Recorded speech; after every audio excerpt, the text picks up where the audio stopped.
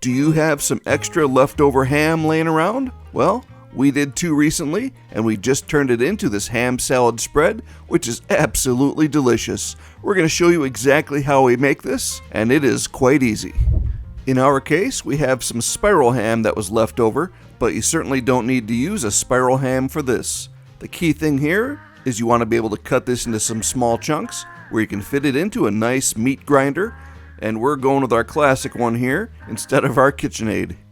This is the way that Julie used to grind up all the meat, with a nice crank meat grinder, and then she got a KitchenAid, but her mom recently came across a second-hand meat grinder that she bought for Julie, so Julie is going a little old school for this one.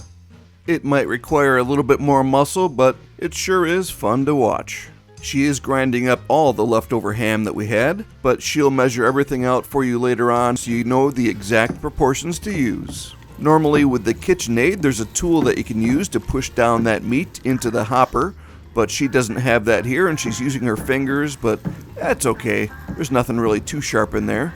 She still makes me just a bit nervous, but thankfully she did get through grinding all that ham without losing any fingers. And our Scotch Collie Pete, well, he's been such a good boy, so he gets a little treat as well.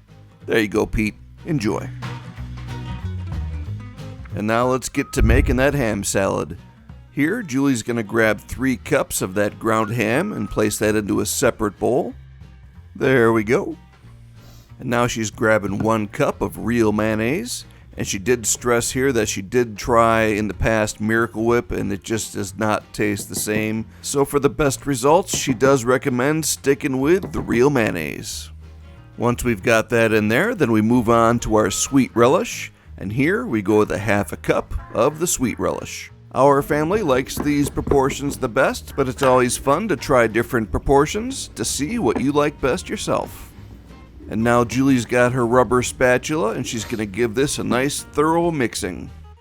And now we're going to speed up Julie 4 times her normal speed, and we'll see if you can click that subscribe button before she completes this task. Did you make it? Well, we hope so. It helps us out quite a bit.